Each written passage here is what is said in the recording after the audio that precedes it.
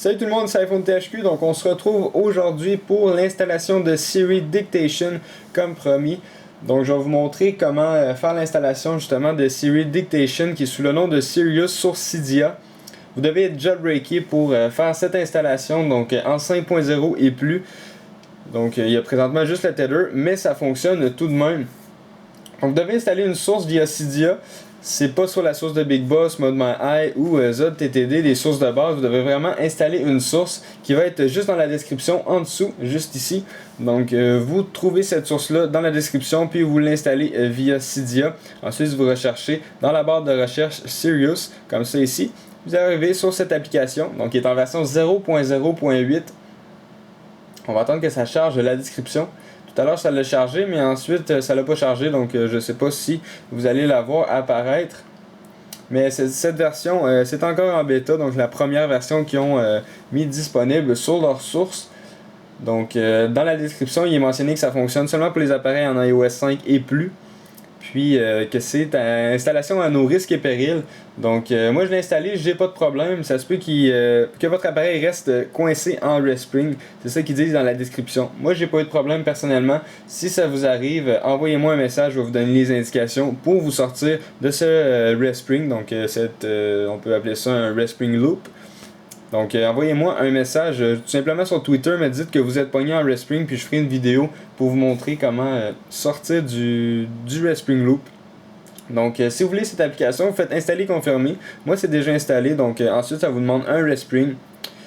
Et vous allez avoir aucune icône sur le Springboard, c'est normal, il n'y a aucun réglage. Donc si vous allez dans Général, assurez-vous que votre contrôle vocal, donc en international, votre contrôle vocal est à français. Si vous essayez de le changer, ça ne fonctionnera pas après l'installation de Sirius. Donc essayez de changer votre contrôle vocal, de le mettre à français. La plupart d'entre vous va déjà être à français, mais s'il n'est pas à français, essayez de le changer avant l'installation, sinon vous devez désinstaller et réinstaller par la suite. Donc il doit être à français pour que Siri puisse détecter justement votre voix française. Donc ensuite, il va y avoir un petit icône juste ici qui va être ajouté à tous vos claviers. Donc si vous êtes dans le mode de recherche, un SMS, vous recherchez sur Google, donc n'importe quoi, vous avez une nouvelle icône qui apparaît ici sous l'icône de Siri si on veut. Donc si je vais dans mes messages, puis je veux tout simplement écrire un message, donc je vais écrire ici dans la barre de messages, je vais cliquer ici sur le petit bouton Siri pour faire mon message. Salut, comment vas-tu? J'ai tout simplement dit un message, je devrais chercher et trouver mon message. Ça se peut que des fois ça ne fonctionne pas. Peut-être à cause de mon accent québécois, parce que c'est seulement compatible avec la voix française d'Europe. Donc, ça se peut qu'il ne trouve pas. J'essaie de parler avec le plus possible pour qu'il puisse me comprendre. On laisse travailler. Donc, il n'a pas trouvé. Je vais encore essayer une fois.